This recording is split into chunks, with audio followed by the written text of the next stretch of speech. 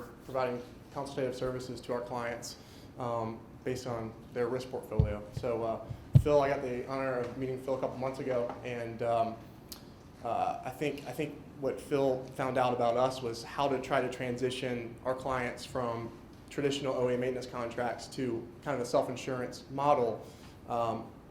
What issues arise from that, and how has Ramey developed solutions to develop solutions to fight the OEM maintenance contracts that we're running into, but also how to make the decision to move to a self-insurance model. Considering the audience, I know we're all forward thinkers. It's about innovation, and I think all of us can agree that if we are able to transition all of our assets to a self-insurance model, that is the most cost-effective way to maintaining assets. So by show of hands, how many of you guys have transitioned at least a portion of your equipment that you manage under a self-insurance model? If our team's a self-insurer. Yes, yeah. Including your biomed staff, right? Where you're essentially on the risk for parts if you're supplying the labor. Does anyone here have the goal of going completely self-insured? Okay. I was really impressed with Nadia and Mara's presentation. That process is a daunting task. I think that they were able to do it in an incredible amount of time, but if it sounds daunting to you, and I know the gentleman in the back was asking, how did you accomplish this? It seems like it's there's too many things to consider. Ramey could be a resource for you guys. We have experience since 1998, experience on over 12,000 different models of equipment, where we've built a database of incidents on a time and material basis, and that's both using ISOs as providers and OEMs as providers. So I'm going to get into more details here as we go through.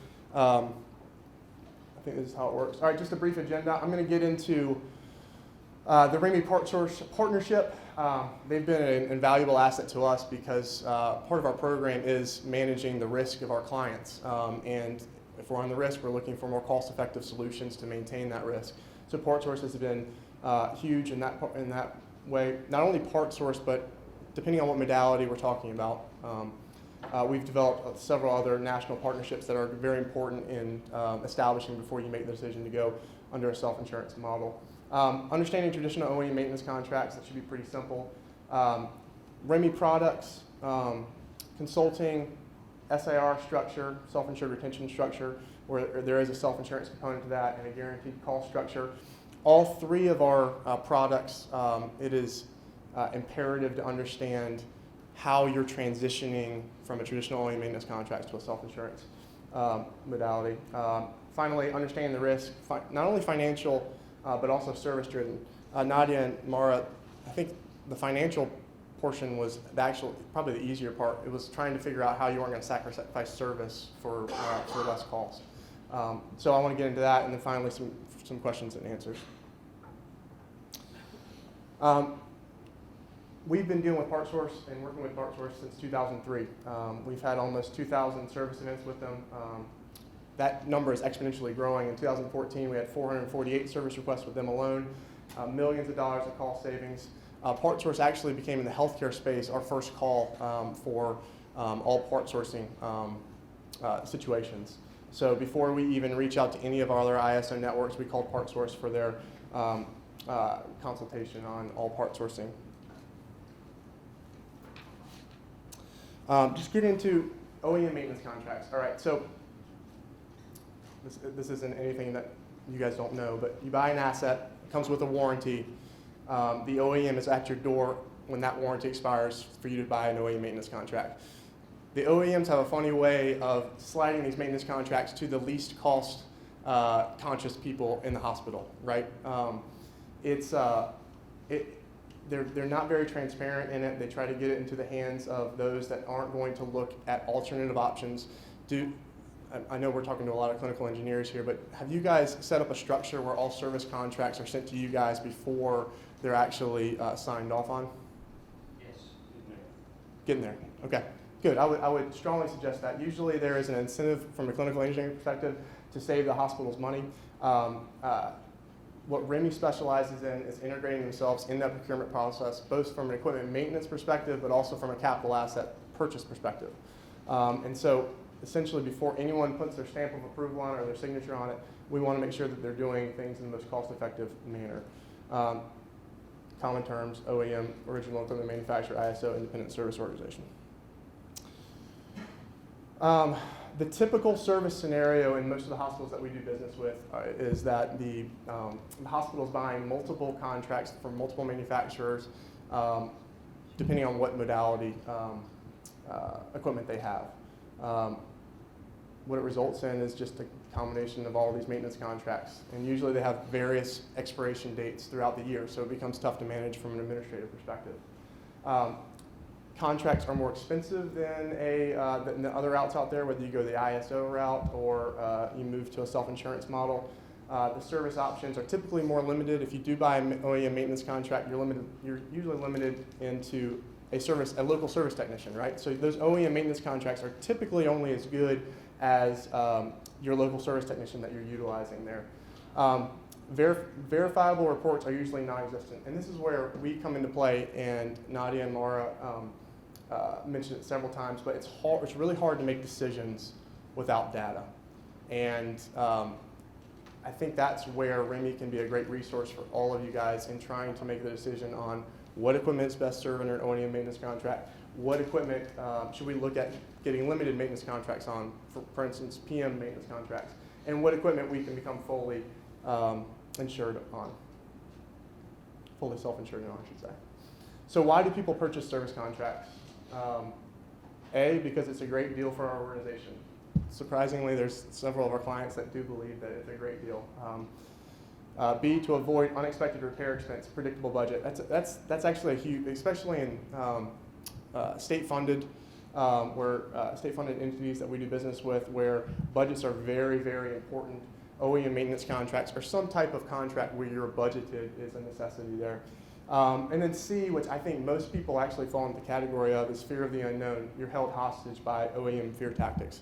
And that can range from response time to, if you move away from my technician and my part sourcing capability, you're going to be using a vendor that's not as qualified or capable, and parts that you find, could be off the side of the road. So, how do OEMs protect their service contracts? Multi-year agreements. This is their best trick. Once you get locked into a multi-year agreement, it's extremely hard to get out of it.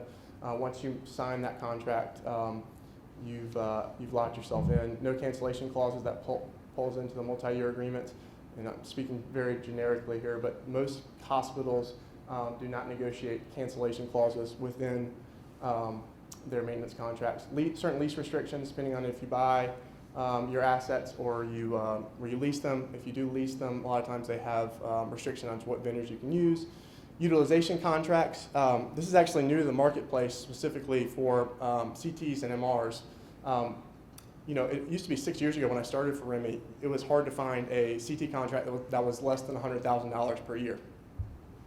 I don't know if that's been your experience, but now a lot of times what they're doing is they're basing their contract cost on how often you use it, right? So there's a per utilization charge there.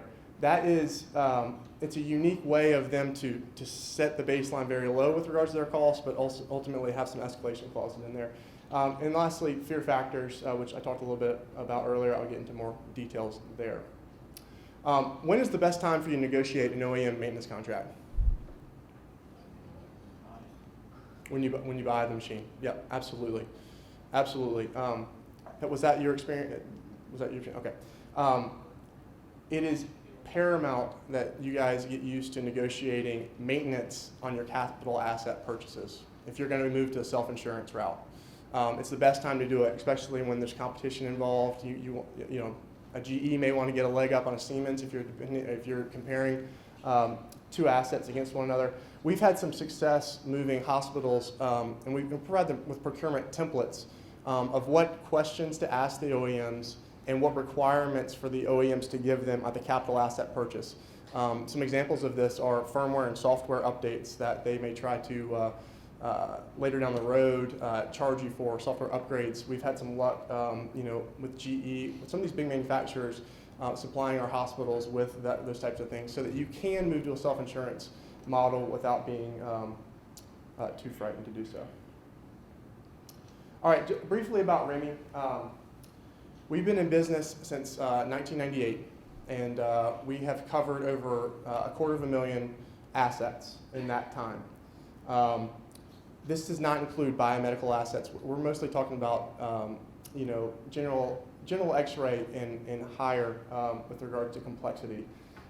We have, over that 18-year period, almost 18 years, tracked every asset from a time and material service perspective. So on our 12,000 different models, we have experience both using the OEM and the ISO, how much it has cost us to maintain it from a time and material model. So if this project that Nadia and Mara were talking about seems daunting to you, we would love to be a resource with you in regards to helping you decide on what the best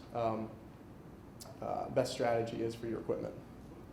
You have right there you say you hold 20 of the 22 state contracts with Yeah, so 50 states. Yeah, absolutely. So this we're a provider in anything electrical in nature. So it can be as simple as a printer to a high-end MRI. So we do a lot of business with government agencies, and we fit into the equipment maintenance management provider category, where 22 states have gone out to bid for an EMMP, and we have won 20 of them. So I've tailored this mostly to talk about healthcare, but we do maintenance in the IT world, which if it's not in your world, it is a huge capital expense and a huge maintenance expense in hospitals.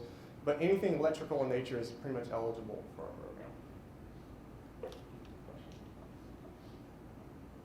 program.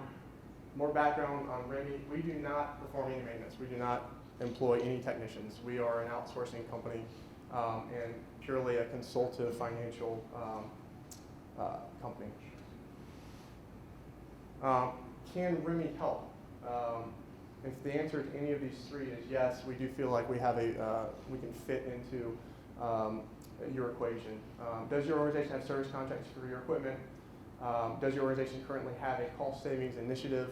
Or would you like to extend the useful life of equipment that the OEM has deemed obsolete? So just to get into our core products, all of which PartSource has a key stake in. We've got three major ones, and I kind of ordered them in what I felt was going to be most appetizing to you guys, just because I think all of us have a risk appetite and would like to get away from being so dependent on the OEMs if we can.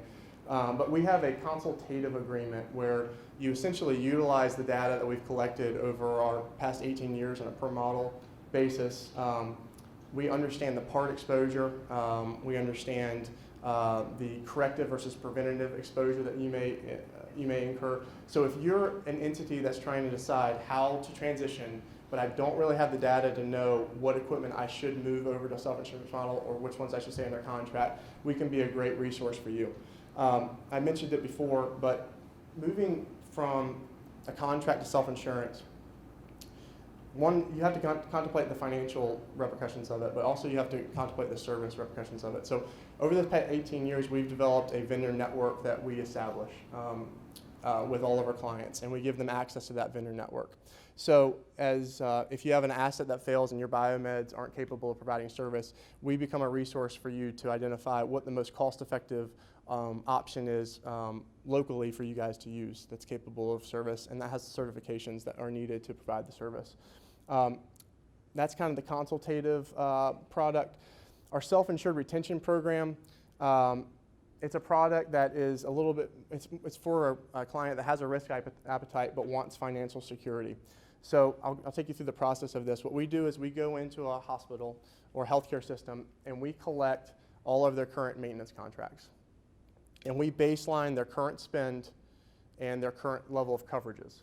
All right, so at that point, what we do is, let's just call it $1 million. It's $1 million spend. What we do is we establish a deductible for your hospital based on our experience on that equipment as a goal for you guys to have. So we become a ceiling insurance. If you reach your deductible layer, we come in over the top to pay for all losses associated with it. So in my example, we may have $1 million maintenance spend. Our administrative fee can range from 20 to 30% based on our equipment experience and how much administrative work it has on the assets that we have covered. And then we'll set your deductible layer, and usually in healthcare it's about 65%. So in our example there, if our administrative fee was $200,000 and your deductible was set at $650,000, you would have a guaranteed savings of 15%. And if you spend less than your deductible, you guys get to reap the benefits of that. What's pivotal in this type of arrangement is your part sourcing. It's pivotal, right? So if you're on the risk for the equipment because you're a part of a deductible program, you're going to want to establish relationships with a part source, with a Ramey that has the ability to source parts when you run into that situation. So you get the upside of potential savings. Our savings can reach 35 to 40% in this program, and you've got a ceiling where we're essentially capping your losses at 15% less than what you were previously spending. Any questions regarding that? I know I talked to a gentleman earlier that's under the MVP program that has a very similar type of arrangement there. You say self-insured, you guys are insuring or I'm insuring? You are insuring under the deductible layer. They're taking the risk. We're taking the risk over the ceiling level, right? And our motivation is very parallel in that we want you guys to utilize all part sourcing capabilities so that you don't reach that deductible, not only for me, because I don't necessarily, we're in the business of making money, we're capping your ceiling cost there, but any part sourcing that you guys do that keeps your deductible down is the savings in your pocket. Lastly, our last product that I want to talk about is the guaranteed cost program. This is for clients that don't have a risk appetite, but they want to save money. In my exact same example there, if we went to a hospital and baseline the cost at $1 million, our price would usually be about a 20% discount. So our price would be $800,000, and then we're completely on the risk for that equipment. So all of these products are driven by data that we've collected that we can help all of your entities make financial decisions on.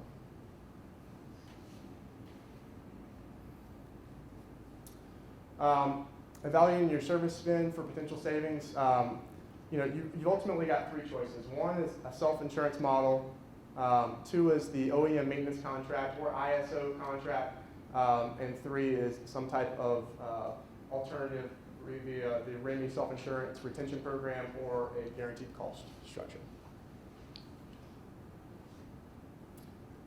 In the end, what this means for you guys is you guys would be consolidating your maintenance contracts into one consolidated Ramey agreement, and the flexibility to use reliable and available vendors through our database, consolidating your existing multiple contracts into one comprehensive program, eliminates inefficiencies of having to manage multiple service contracts from various manufacturers, and obviously the cost savings part that we're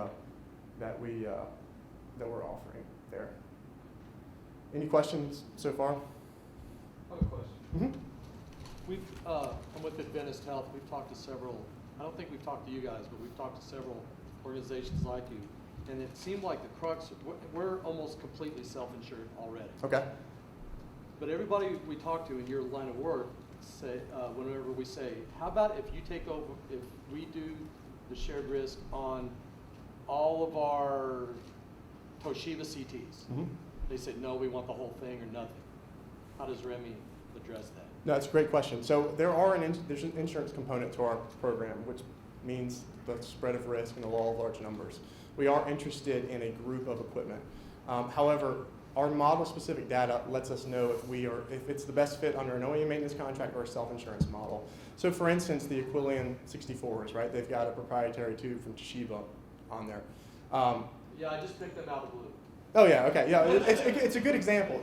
No, it's a great example. It's a great example because what we're trying to do, Ramey, is let you know what you've got a good deal on, right?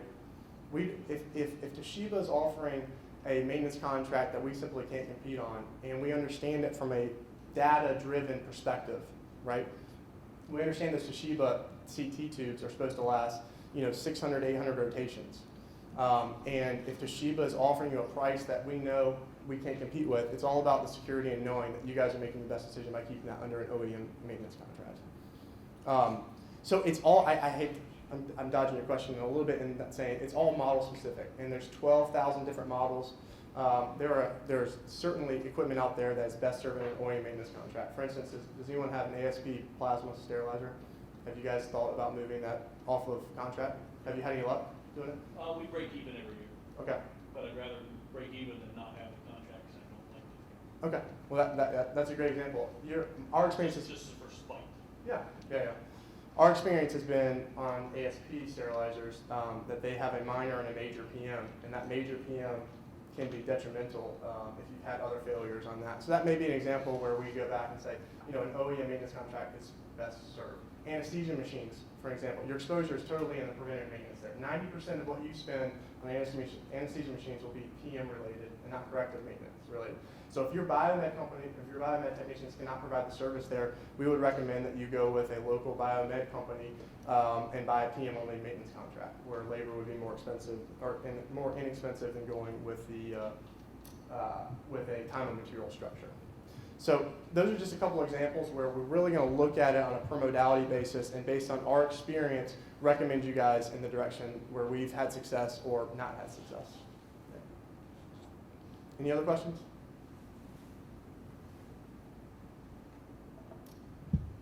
Our coverage is the same. Okay, so this is the age-old question of how does a third party come in and say that they can match all of the coverages that only an OEM can offer? Insurance companies like Ramey, like an MVP, I think what they've done in the past and where they've struggled is trying to set that level of expectation that we can provide everything that a maintenance contract can offer. The reality of the situation is there are differences between a self-insurance product and an OEM maintenance contract product, unless you're able at the capital asset purchase level negotiate some of those things that you would have had under an OEM maintenance contract, regardless of whether you buy that maintenance contract or not. So under a product like Ramey's, what we're providing are the parts, travel, and labor, but we work with you guys to negotiate the other things like training or consumable supply discount percentage that you may get. So our coverage is the same under a Ramey product or any other contract. I want to set your level of expectation that no, they're not in a certain extent. We are again looking at a per service model basis, and we are recommending what equipment financially is in your best interest to move. And we've got the vendor network to help you guys out with the rest there. Popular modalities served under our product. It's the 80-20 rule. 80% of the equipment that we cover is either in biomed, IT, lab, or digital imaging. Nadia, is that what you found, or is that what you found under your project? Okay. We're speaking healthcare here, but IT is a huge. It's a huge market for equipment maintenance. The capital asset not only, but also the service contract. And what our experience has been in IT is you're essentially buying the duplicity of having IT equipment nearby should it fail. So for IT is a great example of before you make the decision to move to a self-insurance model, you've got to make sure that you've covered all your bases. But for IT equipment in particular, since you're buying duplicity and response time is so important, you better have the partners that are built there to be able to provide you with those guaranteed response times that you need. We've actually seen that expand now. It's not necessarily the service or the hardware. They tie it to software and updates and those pieces, which makes risk, specifically on the IT and even on the lab side, those leaders are very hesitant because they feel like they're going to be missing out. Yep. We've had a lot of success in the IT asking the manufacturer to split their software from their hardware and then focusing solely on the hardware of that. Because the software is going to be proprietary to the OEM, at least for a certain amount of time. And so, the HPs, the Dells of the world, they've been very willing to separate the hardware from the software, and we've got some luck there. The lab space is a lot different than the medical space. There's much less of an ISO network out there, and so there's a lot of manufacturers that we don't have much luck. The Beckman Coulters of the world, I don't know if you got into the Beckman Coulters at all, but yep, there you go, in the back. Beckman Coulter, as an example, has been a loss leader for us for years, and it's just great data to have that a maintenance contract with Beckman Coulter is in your best interest. Beckman Coulter's been cited 3 times by the FDA for faulty manufacturing processes, and as with regards to the data points of Beckman Coulter, the equipment fails much more frequently and much more severely than the applied biosystems of the world, the PerkinElmers of the world, so forth and so on. So just data is key in making all these decisions. Information is what you need to make the best decisions that you can.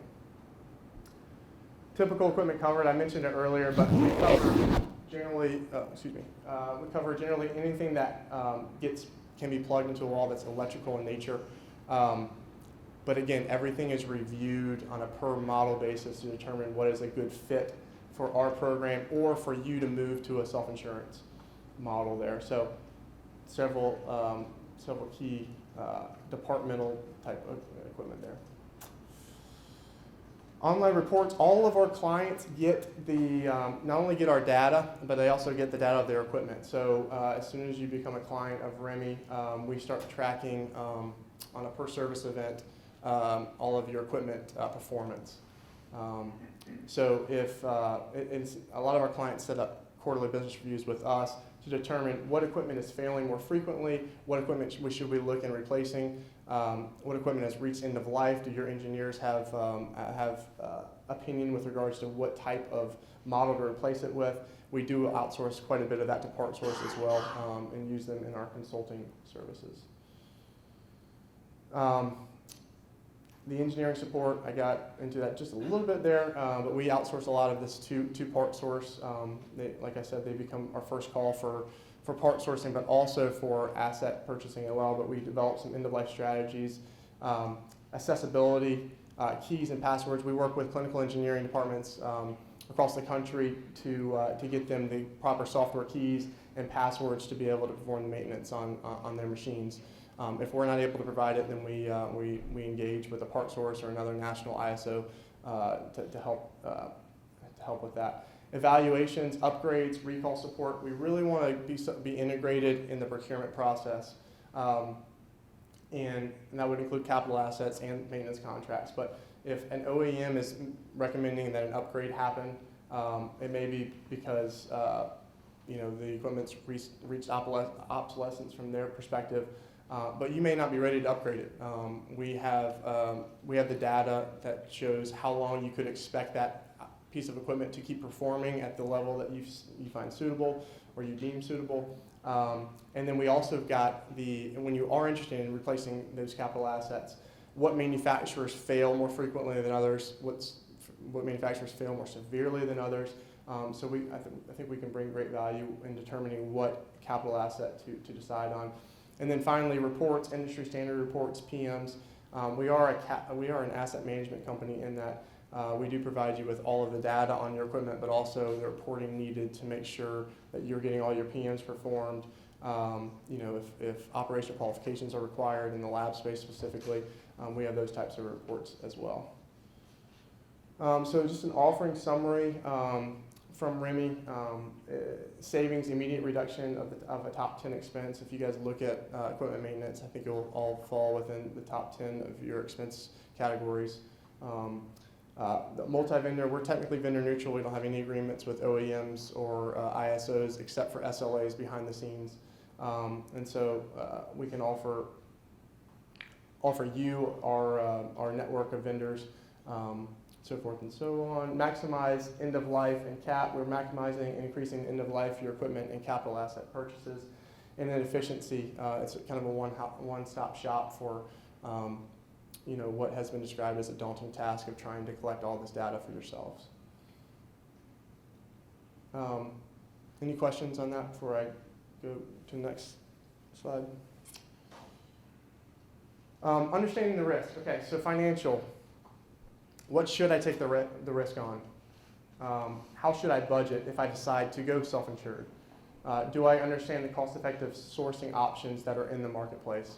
These are all questions that you're going to want to wrap your head around and really understand before you make the decision. You know, just as an example, the Hologic Selenia Dimension 2Ds, they have a proprietary detector in them that Hologic wants to sell for $135,000 right now, and they last 18 to 60 months.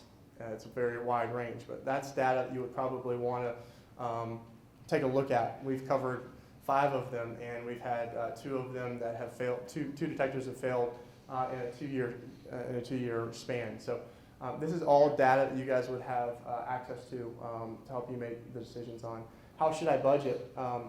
We have loss ratio projections based on all of your asset inventory. So if your assets that we put into our database, you know, if we think that you're going to spend $4 million per year on it, that's some type of recommendation that we'll put out there to help you budget for that. PartSource has also engaged us in the high-end exposure parts, like a tube pooling type arrangement, and a tube or installment plan if that goes out. So we can help you in areas to budget there. Do I understand the cost-effective sourcing options in the marketplace? So this is, you know, you can't rely totally on the OEMs if you're under a time and material structure. You've got to have options there. Service-related, should I ignore the fear tactics of the OEMs?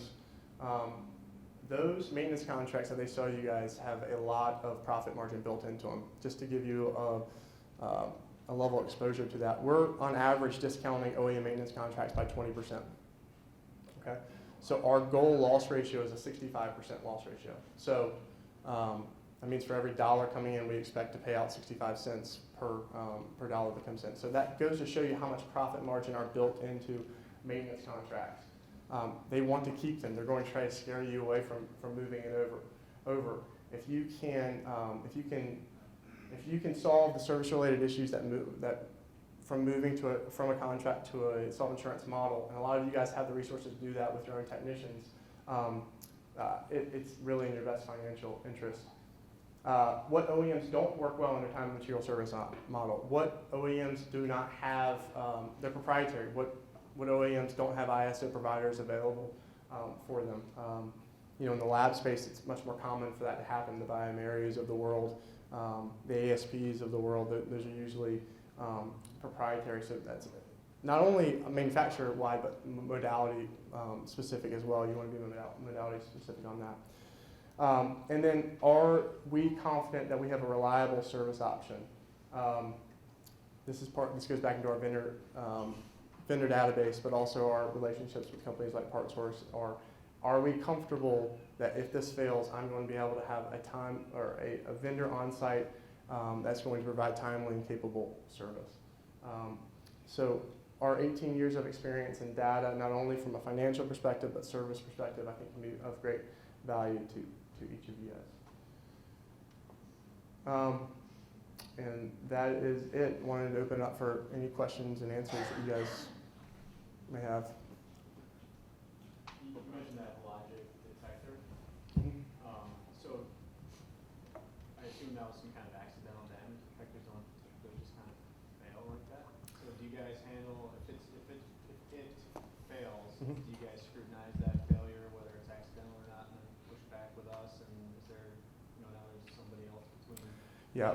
me and the detector getting out? Yeah, both of those detector repairs were deemed non-accidental, so it is rare, but for technical reasons that are outside my level of expertise, those detectors were deemed as non-accidental part failures.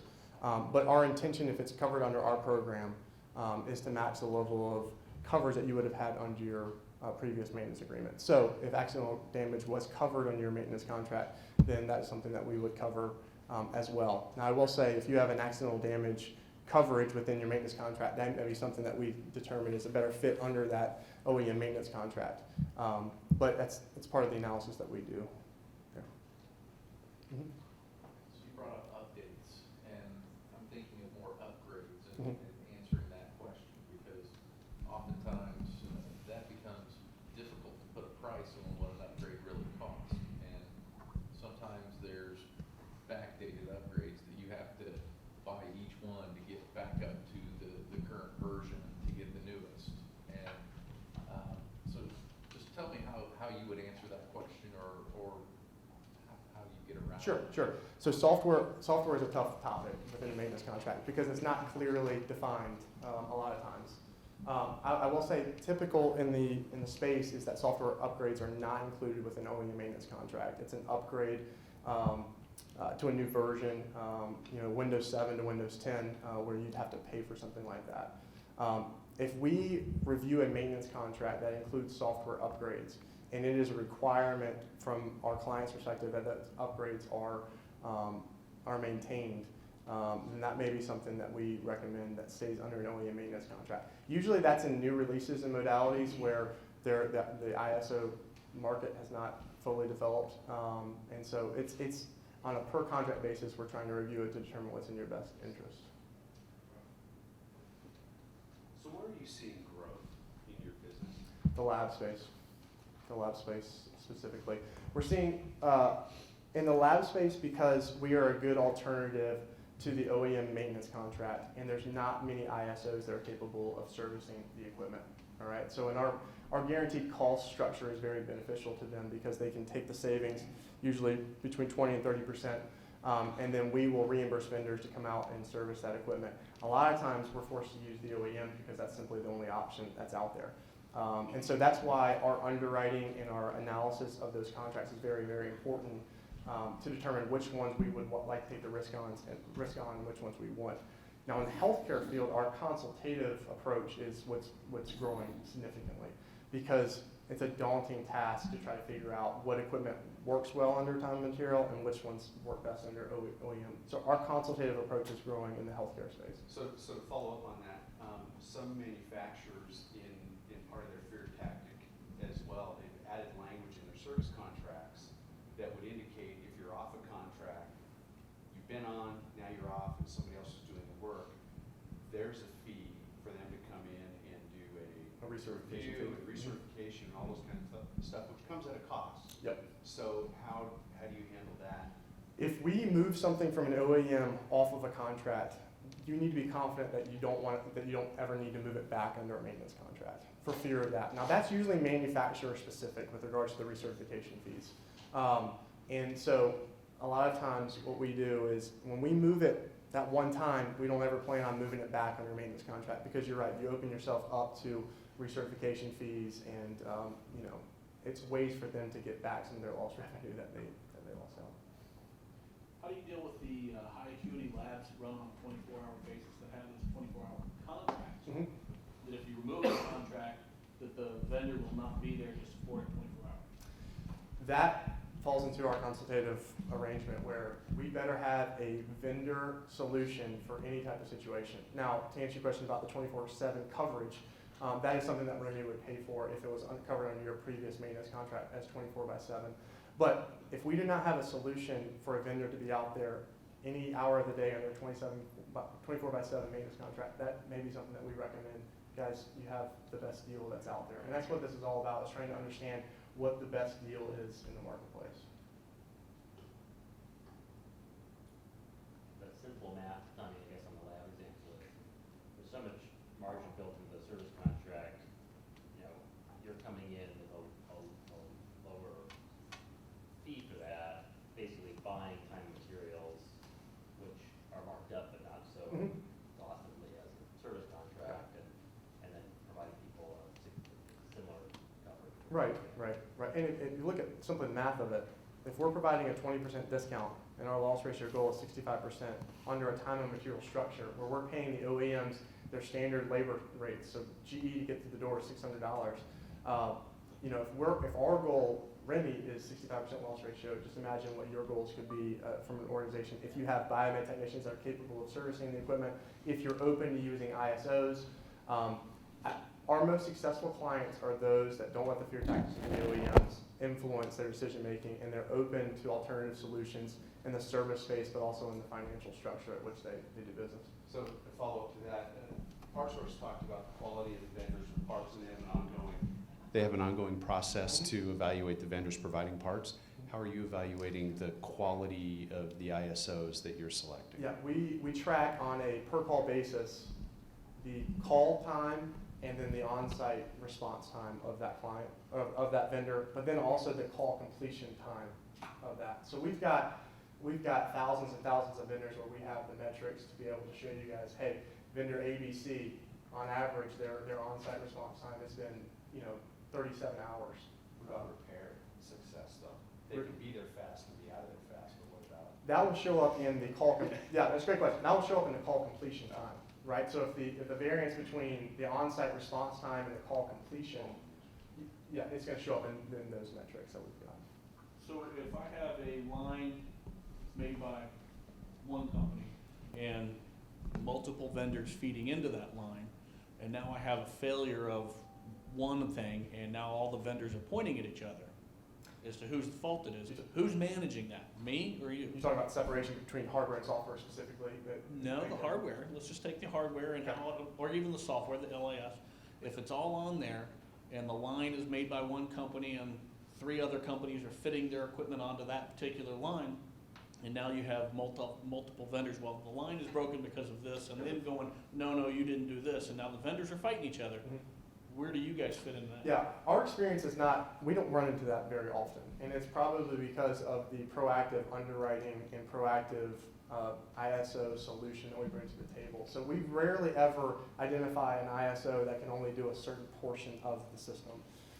We don't even view them as a viable option really. What we want to find is an ISO that's capable of providing all the services so that we don't get into a situation where the finger pointing happens. Because you're right, that's a concern if you bring in multiple ISO options.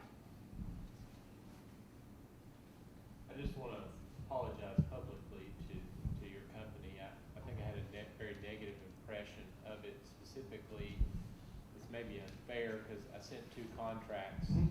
The first was a Beckman Coulter contract, and I was sent it back and told you couldn't help me very much on that. Then I sent an ASP contract. You sent it back, and so I kind of like said, these idiots don't know what they're doing, clearly. And so I left it at that. So I apologize. You seem like a very nice man and a very good company, and you probably could have helped somewhere. And so again, that just led. Those were 2 problem areas that I had and had trouble identifying cost savings opportunities or negotiating with the vendor. And so when that's ones I felt like I needed help on.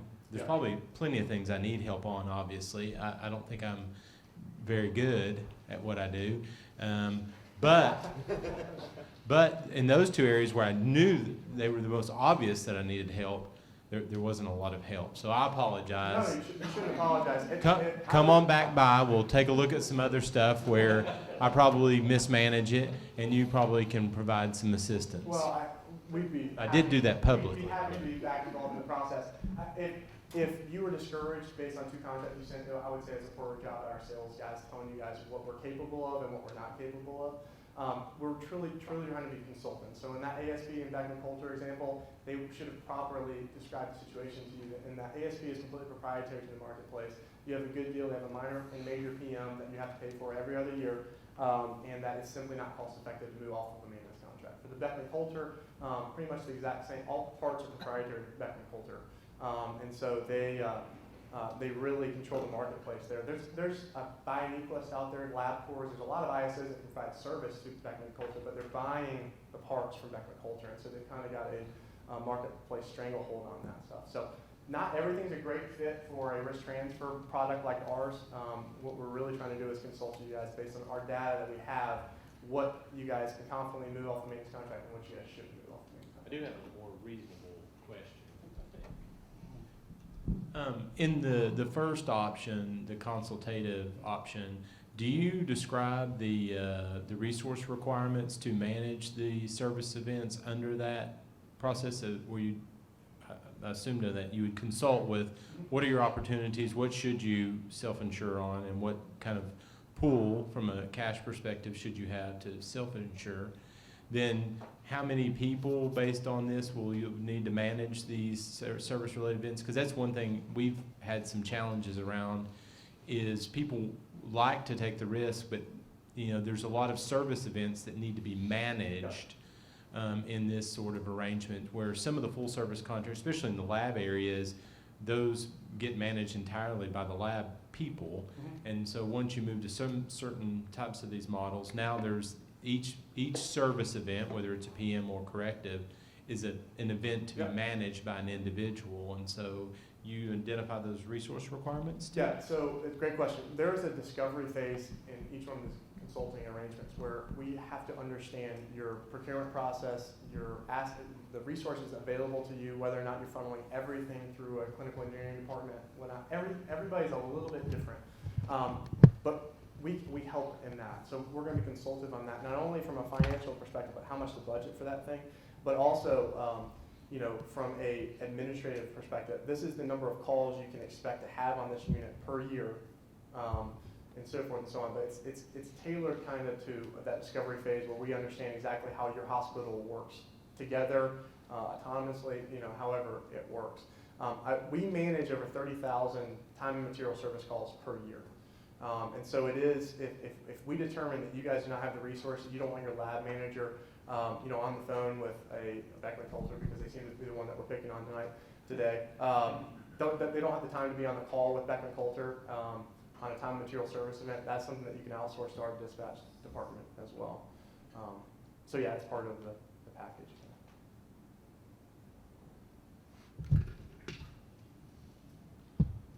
Is that it? One more question. Yep. So you take a group that doesn't have anybody doing any service on the lab, and I want to get there, but I know it's going to take me a couple of years. And going from a straight OEM to yours to running it completely self-insured, do you all have a package that helps people get that way? Yeah, we're a nice stepping stone from that exact model there, where you may want to make the decision, you don't have much visibility from a data perspective into your equipment.